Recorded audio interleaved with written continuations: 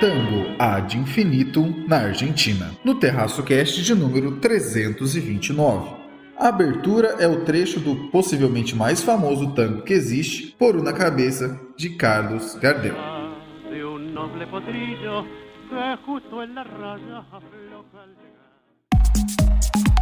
O principal índice da Bolsa de Valores de São Paulo fechou pela primeira vez acima dos 106 mil pontos. Fomos responsáveis, caímos em conto do vigário e não fizemos o que tinha que fazer, que o resto do mundo já fez. Carry out the peaceful transfer of power as we have for more than 2 centuries.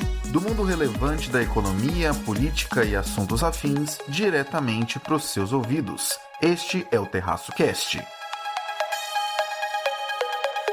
E aí pessoal, tudo bem? Caio Augusto, diretamente da manhã de 28 de julho de 2022, uma quinta-feira, em Santa Cruz do Rio Pardo, para mais um episódio do meu, do seu, do nosso Terraço Cast. Neste 329, conto com a presença notável do trio mais amado do Brasil. Vamos a elas. E aí, Raquel, tudo bem? Alô, alô, terraceiros e terraceiras. Aqui quem fala é a Raquel do avião. Eu falo aqui da minha torre de controle, onde passa mais um avião nesse dia ensolarado. E para quem quer a previsão do tempo, ela é de sol sem nuvens. Chuva não vem mais. E parece que eu tô realmente causando uma seca no Brasil, de tanto que eu reclamei da chuva, gente. Eu peço desculpas a todos, principalmente aqueles aí que têm problemas respiratórios e também as pessoas que estão preocupadas com as lavouras agrícolas, né? Eu peço desculpas, mas eu continuo sendo uma grande fã do sol. Fala, Renata, tudo certo? Oi, Caio e amigos do podcast do Terraço, tudo bem com vocês? Aqui é a Renata, trazendo como sempre o Boletim Internacional, e essa semana o Caio pediu para eu comentar um pouquinho com vocês sobre a recessão na Alemanha, que é um assunto que a gente já vem comentando aqui nos últimos meses, né? Mas como a situação lá tem piorado, né? Piorado rapidamente, eu acho que vale a pena comentar com mais detalhes. E também ela, Fernanda Mello. E aí, Fernanda, tudo bem? Minha parceira de corrida agora. A potência da moda, que antigamente era conhecida como She Inside, hoje é chamada apenas de Shein. E ela percorreu um longo caminho desde que foi fundada lá em 2008. E é o tema de hoje do nosso episódio. É muito fácil encontrar o Terraço por aí. Só olhar o Linktree que está na descrição desse episódio para encontrar mais da nossa atuação. Lá estão nossos endereços oficiais no YouTube, no Facebook, no LinkedIn, no WhatsApp, no Telegram, no Instagram, no Twitter e também no TikTok. É isso mesmo, chegamos recentemente lá no TikTok. Procura a gente, @Terraço Econômico por lá. Além também de informações sobre o nosso MBA em Economia e Investimentos, que está com matrículas abertas, e até sobre como você pode comprar uma caneca do Terraço. Confere lá que você vai gostar. Sem mais delongas, vamos então para o 329. Raquel, falar que a Argentina está em situação complicada parece até chover no molhado. Mas no atual cenário de crise, o que é que está acontecendo? Pois é, gente, eu tô mais uma vez no assunto de hoje, né, invadindo aqui o Boletim Internacional da RE para falar um pouco de Argentina. Pra quem não sabe, né, a Argentina está novamente em maus bocados, né, então isso, novamente por quê, né, porque maus bocados na Argentina é bastante comum, né? Então a gente sabe que a Argentina, depois dela ter sido um dos poster childs ali de liberalismo, né, depois de ter passado por momentos assim, ser um dos países mais ricos do mundo, ser o exemplo da América Latina, aí depois passar por uma crise de moratória, e aí depois dessa crise ter uma negociação em que foi ali o exemplo, né, de liberalismo com pacotes ali de resgate do FMI, etc. E dar tudo errado depois, né? A Argentina, ela é boa em variar ali entre populismo econômico extremo, crises, né? Tentar arrumar a casa e voltar para o mesmo lugar. Não que a gente esteja muito longe aqui no Brasil, mas de fato a Argentina passou por maus bocados mais vezes do que o Brasil nos tempos recentes, né? Os maus bocados, o buraco que ela se meteu foi um pouco mais fundo dos que a gente se meteu por aqui. Então, para quem não sabe, na Argentina, depois da mudança de presidente, né, que foi ali, a família Kirchner voltou novamente ao poder, então a Kirchner tá ali, a Cristina Kirchner tá como vice, mas enfim,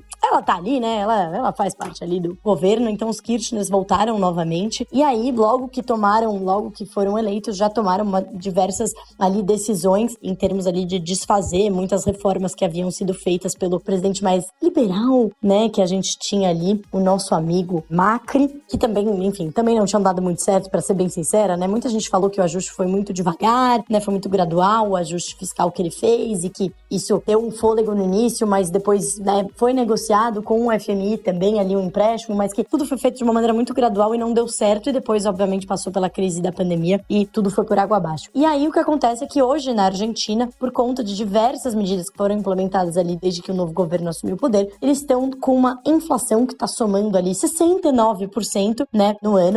Bem leve, né? A gente sabe que o mundo está vivendo um período de inflação alta, mas obviamente, vocês já devem imaginar que 69% é muito mais alto do que o resto do mundo está passando ali por volta, né, da casa dos 10%. E um dos motivos, obviamente, é o período de inflação alta no mundo, mas o outro motivo é o aumento da demanda agregada, né? Então, uma série de políticas econômicas aí para aumentar, né, a demanda agregada, então políticas fiscais ali e também políticas de controle, né? Então, de controle de capitais para tentar evitar uma fuga de capitais do país, que acontece por conta de diversas medidas aí políticas, de política econômica principalmente. Então, a Argentina tentou negociar novamente ali um pacote de resgate com o FMI. Lembrando que a Argentina ainda tem uma dívida externa, né, considerável, então por isso que ela tá sempre tendo que renegociar esses pacotes com o FMI, porque eles têm uma necessidade, né, uma necessidade de financiamento estrangeiro ainda bastante alta. Fora que, né, obviamente tem ali toda a parte comercial de transações internacionais que todos os países precisam de divisa estrangeira. Mas quando um país começa a entrar em desespero, né, para evitar a fuga de capitais, ele começa ali a criar controle de capitais, que foi o que o governo impôs aí no último ano ali. Eu confesso que eu não sei exatamente quando é que foi imposto, mas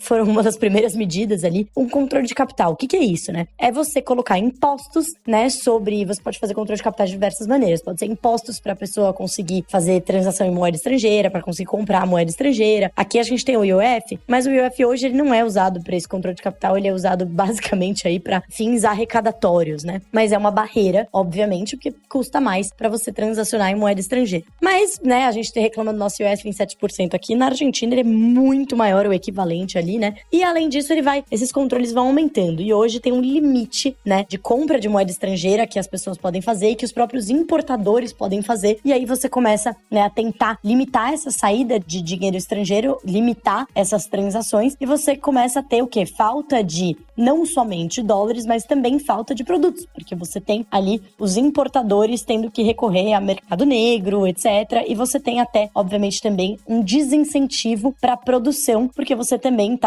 você acaba por limitar as próprias transações, que a gente sabe que hoje o mundo é totalmente, né, globalizado ali nas cadeias de valor. Então, para você produzir, você tem que importar, para você exportar, você tem que importar. Então, você acaba criando uma série de gargalos, né, na produção econômica. E aí, a última moda aí das últimas semanas tem sido falar que os brasileiros estão tendo vida de rico na Argentina, porque o peso, ele já estava muito desvalorizado e desvalorizou ainda mais. Acontece que o ministro da Economia, que era um dos últimos ministros que, assim, tinha uma certa credibilidade no governo e que era aliado ali do presidente e tal, ele tinha um certo trânsito ali no Congresso argentino, ele caiu, né? Ele saiu. A Argentina também é muito boa em trocar ministros ali da Economia, da Fazenda. Ele saiu e o mercado leu isso como bom, né? Era nossa última pitadinha de esperança, e o peso seguiu desvalorizando ainda mais. E aí você começa a ter você tem o mercado oficial do câmbio, né, que é ali do Banco Central, que eles calculam que está valendo o câmbio de acordo com o que eles têm, né, ali de, enfim, remessas, etc., de reservas, blá, blá, blá, que eles já queimaram grande parte das reservas internacionais que eles têm, né, das reservas em moeda estrangeira, e eles calculam ali que $1 vale 130 pesos. Só que, como tem todos esses controles de capital para evitar a fuga de capitais, os argentinos começam a recorrer ao câmbio, né, ao mercado paralelo para conseguir trocar mais, né? Bom, esse meu dinheiro vai perder ainda mais valor, eu quero mais dólares, né? Nem que você não vai usar, é pra você realmente segurar o valor do seu patrimônio, né? Pra você garantir o valor do seu patrimônio, que a moeda você já imagina que ela vai desvalorizar ainda mais com mais instabilidade política e econômica. E aí, no câmbio paralelo, o dólar já chegou a mais de 330 pesos. E aí que vem uma decisão muito interessante, gente, que eu achei, que o governo argentino anunciou. Eu procurei ali nas fontes argentinas, no Clarim, eu li uma reportagem. Não tá muito claro ainda pra mim, gente, gente. Acho que vamos dos últimos, enfim, isso aconteceu na última semana aí, que o governo, ele então, para tentar segurar um pouco, né, desse câmbio, para tentar controlar um pouquinho o câmbio que está acontecendo no país e também para tentar ter algum tipo de controle sobre esse, né, sobre todo esse mercado cambial. Tá bom, então vamos fazer assim. A gente cria aqui o Blue Dollar, que ele é um dólar só para turistas, é um valor para os turistas e eles podem vir para cá e esse valor vai ser calculado de acordo com a Bolsa Dólar, que aparentemente, aí eu também fui procurar o que era, tem um monte de mercado ao mesmo tempo, um monte de mercado paralelo na Argentina e ao que eu encontrei, né, de explicação, o valor que é calculado do dólar, né, no mercado, que eles dizem, o governo falou, pelo mercado, é basicamente se você compra um título argentino, né, um título soberano por quanto você vende em dólares. Então esse seria um mercado financeiro, é um preço determinado pelo mercado financeiro, mas não é um mercado, né, assim, o mercado negro de que você manda um WhatsApp pra alguém e ele aparece na sua porta ali com um dinheirinho, né? Então, eles falaram, olha, se você é estrangeiro, quer vir pra cá e quer passear na Argentina e nos ajudar a levantar a nossa economia, você pode vir e você pode trocar até $5.000, né, por peso, seguindo, né, esse Blue Dollar. Por quê? Porque daí você consegue mais pesos ainda, né? Então, enfim, pra você que tá ali, tá chegando as férias e tá assim, pra onde eu vou? Está tudo caro, apesar da paridade entre o dólar e o euro, né? Não faz sentido pra mim, porque o dólar também é caro e eu não tenho tantos reais assim, né? Que tal passear na Argentina? Aparentemente, está valendo a pena.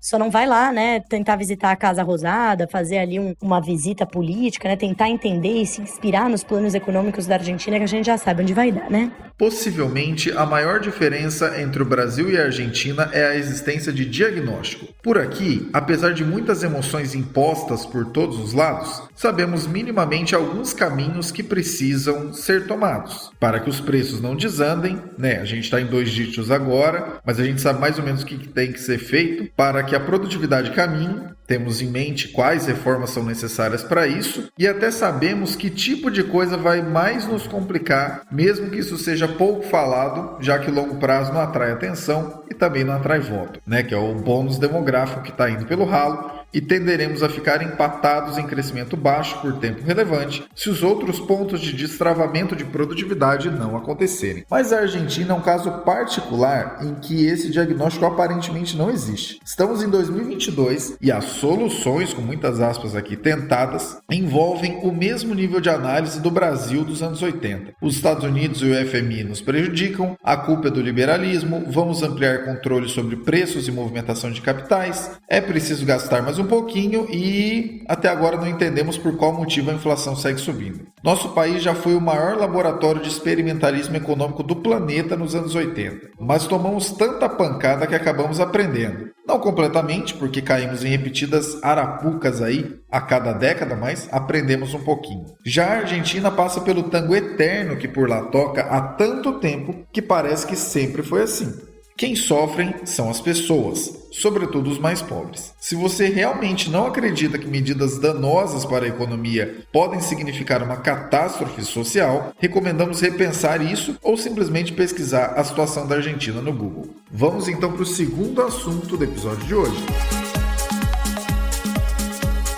Renata, traga para nós o Boletim Internacional. A Alemanha, né, tá tendo esse ano, em 2022, provavelmente o menor crescimento entre os países do G7, né? A estimativa de crescimento da economia alemã do FMI para 2022 é de 1,2% e pior ainda em 2023 com 0,8% só de crescimento segundo o FMI. E se a gente for ver esses números do FMI, eles são ainda bastante otimistas se a gente comparar com algumas estimativas de outros bancos. Por exemplo, o Deutsche Bank, ele estima uma recessão de 1% para a Alemanha em 2023 e o Credit Suisse uma recessão de 0,7%. E se a gente for ver, alguns economistas acreditam inclusive que a economia alemã já está em recessão. Os motivos são vários e a gente já tem comentado aqui, né? A Alemanha é muito dependente, extremamente dependente do gás natural que vem da Rússia. O gás natural natural mais do que dobrou o preço na Alemanha desde junho e chegou a subir mais de 10% nas últimas semanas depois que a Rússia anunciou manutenção, né, no pipeline que leva o gás para a Alemanha e novos cortes de fornecimento de gás. Além do problema do gás natural, a Alemanha também tem vários outros problemas, uma restrição de oferta,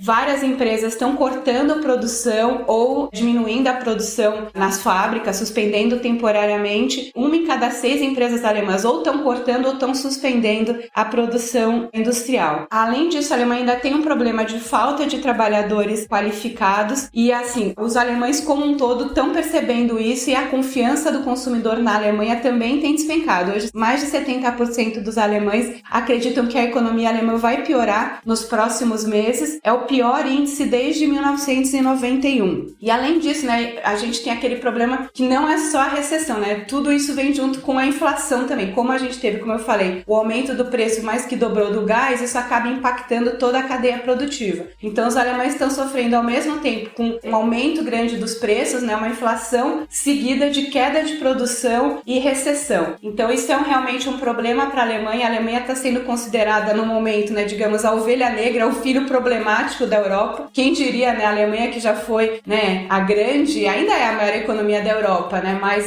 já foi assim o primo rico, digamos assim, né? Agora é a economia que mais tem enfrentado os problemas e pelo tamanho, né, a gente precisa prestar atenção também, porque a recessão na Alemanha, a inflação acaba também tendo impacto no mundo inteiro. Falamos aqui, inclusive foi até título de um episódio, que a saída da Merkel seria sentida pela economia alemã e pelo resto do mundo. Mas uma correção precisa ser realizada. Não é apenas com saudosismo pela pacificação gerada e pelas relações republicanas levantadas pela ex-premier com o resto do mundo que os 16 anos de Merkel devem ser lembrados. Também tivemos ali uma sequência de decisões questionáveis e que trazem impactos enormes atualmente e ainda darão muita dor de cabeça, principalmente quando falamos de infraestrutura e, claro, né, no elefante barulhento que está correndo na loja de louças finas, a energia. Nesse último caso, a redução de fontes próprias, principalmente ali de energia nuclear, e a dependência de um parceiro um tanto instável, que é a Rússia. Essa mistura negativa complica a vida de empresas e das pessoas por lá e, na prática, a Alemanha, nesse momento, está fora do seu status de aquele local que todo mundo queria imitar, ali na Europa, para ser aquele cujos equívocos chamam a atenção pelos resultados danosos gerados e esperados. Inclusive, outro adendo que talvez faça com que alguns dos nossos ouvintes torçam o nariz. Donald Trump, no distante 2018, alertou para a dependência que a Alemanha estava tendo do gás russo e apontou para os perigos dessa conexão. Você pode até dizer que os motivos elencados por ele eram ideológicos e, convenhamos, talvez em parte tenham sido mesmo. Mas não há como dizer que ele estava equivocado em apontar que, realmente, quando se faz negócios e se amplia parceria com pessoas ou países historicamente conhecidos por sua instabilidade e falta de confiança, coloca-se em jogo um conjunto de situações muito mais amplo do que simplesmente alguns contratos foram assinados na mesa e não tem problema se essa outra parte aí não cumprir o que está dizendo que vai fazer. Vamos então para o terceiro e último assunto do episódio de hoje.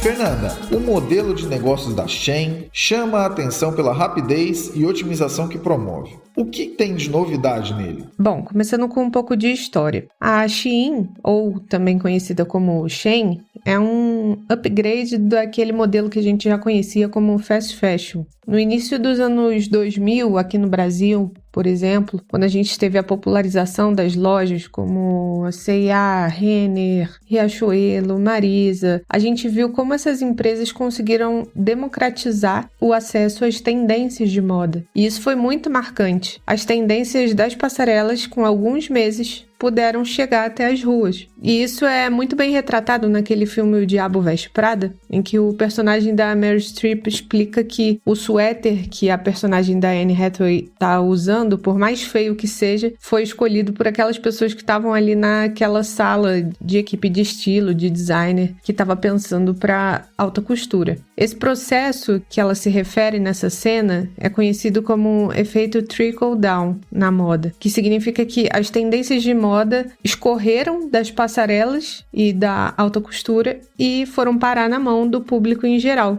E foi aí que as fast fashion se consolidaram. Só que poucos anos depois começou o debate sobre a que custo isso se torna possível, com que condições de trabalho e etc. E muitas empresas reviram o seu modelo com práticas mais sustentáveis, mais equilibradas, mas com um incremento de preço também. Ao mesmo tempo, a gente viu crescer nas redes sociais um impulso pelo consumo sendo dado não só pelas revistas, pelas novelas, mas principalmente pelos influenciadores. Então, vem a corrida pela novidade. Ao mesmo tempo que se tem o debate sobre consumo consciente, existe um natural impulso pelo consumo. Com tanta novidade sendo mostrada, quem vai ser o primeiro a mostrar, a usar, a lançar a tendência? Então, essas tendências de moda ficam cada vez mais rápidas e também mais efêmeras. A moda que antigamente a gente conseguia datar como moda dos anos 70, roupas dos anos 80, hoje em dia a gente consegue dizer que é a moda do verão 2022 no máximo, porque acabam muito rápido. Por isso que a gente acelera a necessidade de converter o desfile que acabou de acontecer em looks para o dia a dia, para se conseguir ficar mais antenado. E nessa demanda do mercado surge a Shein, que estreia numa categoria de ultra fast fashion. Da maneira como eles trabalham, eles fazem parecer o fast fashion um modelo lento de traduzir a moda. E como que isso começou? A verdade é que pouco se sabe sobre o fundador da Shein, que é o Chris Xu. É um graduado chinês-americano que estudou na Universidade de Washington e ele prefere ficar fora dos holofotes, mas a gente consegue acompanhar a história da marca. Em 2011, ele registrou o site que veio a se tornar a Shein, antigamente chamado de Shein Inside, se posicionando como uma empresa líder mundial em vestidos de noiva. Mas um ano depois, eles já expandiram para a moda de rua, com algumas peças, funcionando de uma forma semelhante a uma empresa de dropshipping, que é aquele formato em que a pessoa faz o marketing, executa a venda, mas a logística de entrega fica direto do fornecedor ao comprador. Em 2012, a Shein começou a executar as campanhas de marketing em redes sociais com blogueiros para produtos publicitários em peças de publicidade no Facebook, no Instagram e no Pinterest. Em 2014, ela começou a mudar a sua estratégia.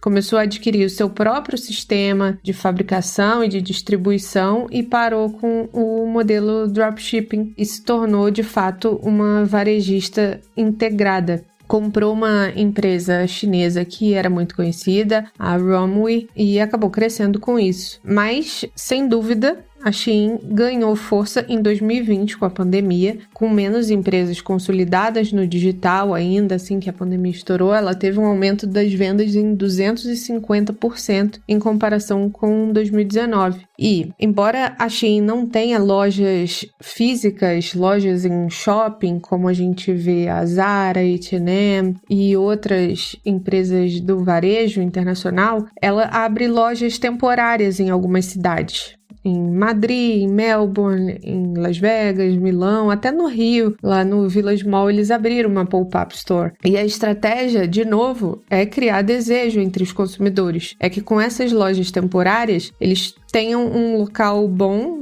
os consumidores têm um local para fazer as fotos instagramáveis, as fotos para redes sociais, e isso acaba atraindo os adolescentes, os jovens adultos, enfim, pessoas que são antenadas na moda, ou que querem ter acesso a esse mundo. A Shein, na verdade, fica sediada na China, mas consegue enviar para 220 países. Eu não sei se vocês já tiveram a experiência de pedir na Shein, mas eles conseguem entregar em São Paulo com mais ou menos 10 dias corridos. não dias úteis. Então, para entender como isso é possível, a gente vai mergulhar agora na estratégia de marketing digital da Shein e ver como que consegue se diferenciar de outros varejistas de fast fashion. Bom, a Shein tem um site e um aplicativo e eu não sei se vocês já experimentaram também o site e o aplicativo, mas me parece uma rede social. Eles estão tentando direcionar os visitantes do desktop para o aplicativo, oferecendo mais descontos para o usuário baixar o aplicativo e usar o aplicativo. Isso já é uma forma de conceder um benefício em que a pessoa se sente num jogo. Essa estratégia vem funcionando bem. O aplicativo da Shein foi o segundo aplicativo mais baixado de compras no mundo em 2021 e em maio de 2022 foi o aplicativo mais baixado nos Estados Unidos. E aí, assim que você acessa a Shein, você recebe imediatamente vários cupons de desconto que você pode coletar numa roleta, ou jogando jogos, ou assistindo lives dentro do aplicativo. E aí você consegue, com um clique, cada vez mais de descontos. Então já estimula o usuário nesse senso de game que tem ali dentro. Quando você recebe uma compra e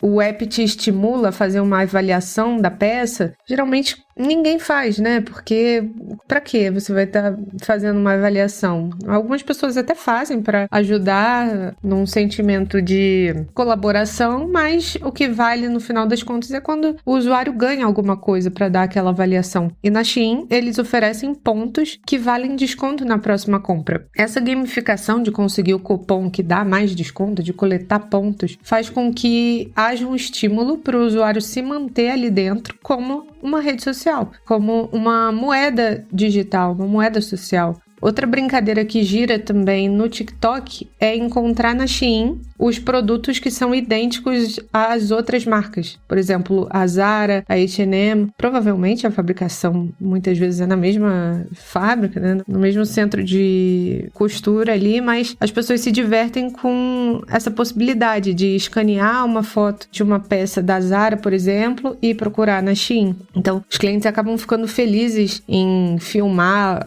na hora que estão desempacotando as compras quando chegam dos correios, experimentando e mostrando se conseguiram encontrar um grande achado, uma peça super barata e com cara de boa, ou até mesmo quando não dá certo e aí fica engraçado de ver aquelas pessoas que compraram os vestidos e vieram num tamanho pequeno, ou roupas que ninguém compraria, mas alguém comprou na Shein. Enfim, acaba virando um desafio, uma espécie de jogo. Além dos pontos, a gente também tem um grande apelo que é o frete grátis com devolução fácil. Então, muita gente poderia ter essa restrição com o valor do frete, mas oferecendo frete grátis acima de R$50, no caso aqui do Brasil, se torna muito mais fácil, né, convencer a pessoa a fazer uma compra. Ainda mais oferecendo uma devolução facilitada que acaba quebrando esse tipo de objeção. E a pergunta que não quer calar, né?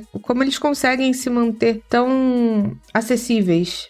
Manter uma peça de roupa tão barata no final das contas? E isso é cortando custos. A Shein tem a capacidade de rastrear, através de inteligência artificial, quais são as peças que mais vêm bombando no TikTok. E com isso, eles não precisam manter tantas pessoas trabalhando numa equipe de estilo, uma equipe de cool hunters, de profissionais que analisam tendências. E com isso, com os robôs, eles conseguem antecipar, confeccionar mais rápido e disponibilizar na quantidade certa. Então, eles conseguem encurtar o tempo necessário para identificar essas tendências. E aí, com isso, eles conseguem lançar na média de 500 a 2.000 novas peças todos os dias. Para vocês terem uma ideia, a quantidade de lançamentos que uma fast fashion faz no mês ou às vezes no ano é a quantidade que a Shein solta no ar por dia. E com isso, eles conseguem projetar com a inteligência artificial o estoque. O estoque é super bem controlado. Então não precisa fazer uma queima de estoque de peças que saíram de moda, porque eles planejaram a quantidade certa e ainda criam um senso de escassez com as peças que são disputadas. Sem contar que um outro ponto que é um dilema para diversas pessoas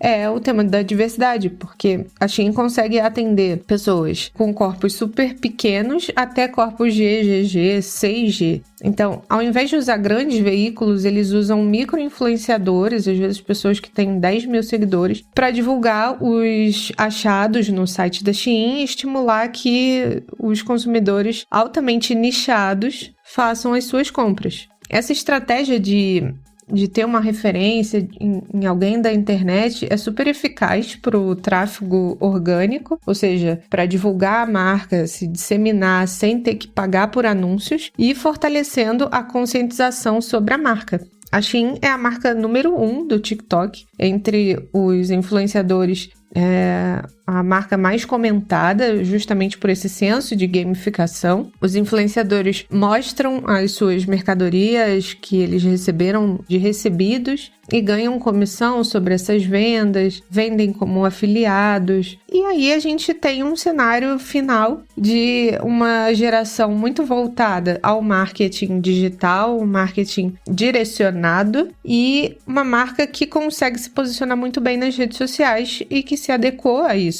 De uma forma acessível também. O preço é uma variável sensível para o negócio da Shein e hoje ele consegue bater de frente com gigantes como a Amazon. A Amazon, sem dúvida, foi uma empresa que moldou os hábitos dos consumidores ocidentais a fazer compras online, construir esse hábito de compra através de coleta de dados dos usuários, através de uma otimização da pesquisa, mas a Shein se utilizou dessa estratégia, conseguiu se expandir no Ocidente, com medidas para corpos ocidentais também, e assim conseguiu competir com a Amazon e acabou jogando esse jogo aí. Inclusive, começando esse comentário aqui dizendo que vou chamar de Shein, tá? Que é como as pessoas mais próximas que eu tenho chamam, não chamam de Shein. Então, por favor aí, não fiquem chateados com a pronúncia. Pensem que é lá o gigante de e-commerce asiático e tudo mais, que aí fica mais fácil. Enfim, vamos lá. Um dos maiores fenômenos trazidos pela era da otimização e informação que vivemos hoje é essa situação surreal em que a maioria das empresas consegue hoje saber com muitos detalhes o que quem consome quer consumir. Em alguns casos, antes mesmo de quererem consumir. Quem já teve contato, qualquer contato com a Shein, sabe como essa rapidez se transforma em novos itens e logo em seguida em compras realizadas no mundo inteiro. A grande pergunta que fica diante dos desafios dessa renovação extremamente rápida e do alto consumo de recursos que ela demanda, de resíduos que deixa, de impactos gerais que traz, é a seguinte: será que tal modelo de negócios consegue se manter de pé por ser muito enxuto? Ou, tal qual grandes marcas que decolaram, depois caíram de bico, como a Forever 21, terá um esgotamento rápido, tal qual a subida meteórica que observou? É claro que não existe um modelo de negócios eterno que resolva todos os seus problemas e não precise olhar otimizações ao longo do tempo, né? Otimizações, melhorias, mudanças e tudo mais. Mas realmente faz pensar um tanto sobre como a moda, que passou do modelo regular para o fast fashion e agora o ultra fast fashion, conseguirá manter uma estrutura rentável com base em um consumo cada vez mais rápido e todas as consequências que vêm junto dele. Até porque, como já comentamos aqui em episódio recente, o tal novo normal do varejo não é tão online para sempre como se imaginava, mesmo que esse lado tenha crescido tanto durante o período da pandemia,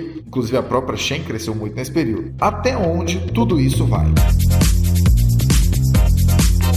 E é dessa maneira, então, que vamos encerrando o episódio de número 329 do meu, do seu, do nosso Terraço Cast. Nos despedindo das nossas queridas participantes do nosso amado trio favorito. Muito obrigado, Raquel, por trazer essa atualização aqui dos irmãos. Certamente não vai ser a última vez que vamos comentar isso, porque as implicações não são apenas para a Argentina, também são para nós, né? A Argentina é um parceiro comercial muito próximo nosso, que tem um certo volume aí grande, então não vai ser a última vez vamos comentar sobre isso. Muito obrigado por trazer essas atualizações que iniciam aí talvez uma nova série, sei lá, né? Temos o Brasil Fiscal, será que a gente vai ter Argentina e o Tango Eterno? Você que estiver aqui nos acompanhando vai saber. Muito obrigado, Raquel, e te aguardamos na semana que vem. É isso, pessoal! Então, prometo que na semana que vem eu vou tentar não invadir novamente aqui o Boletim Internacional da Rê. E nos falamos na semana que vem. Muito obrigado também, Renata, por trazer essa atualização a respeito da economia alemã, que aparentemente nesse exato momento passou de vitrine a pedra, né? Ou, sei lá, passou de exemplo a exemplo do que não fazer. Muito obrigado, te aguardamos aqui na semana que vem. Acho que era isso que eu tinha para comentar com vocês essa semana, um podcast mais curtinho, mas achei que era importante falar desse assunto, tá bom? Então é isso, e semana que vem eu volto com mais informações para vocês a respeito da economia e da política internacional. Um beijo e até lá! E também muito obrigado, Fernanda, por trazer mais um assunto que muito provavelmente os nossos queridos ouvintes não estavam pensando sobre, mas que trazem efeitos aí e estão amplamente conectados com fenômenos globais e tecnológicos. Muito obrigado e te aguardamos na semana que vem. Bom, pessoal, esse é um tema super atual que vale a pena a gente ficar de olho, porque é uma tendência em crescimento e a gente não sabe até onde isso é capaz de chegar. E é super interessante que a gente continue acompanhando. Gostou deste episódio ou do podcast? Compartilha com alguém e traz mais gente para ouvir. Nosso acompanhamento sério e comprometido de cenários feito há anos, em uma curadoria semanal para você, fica cada vez mais motivado conforme a audiência se torna cada vez mais qualificada. Conteúdo não falta por aqui. Fica com a gente que você vai gostar. Abraços digitais pelas ondas sonoras. Proseamos mais no próximo episódio.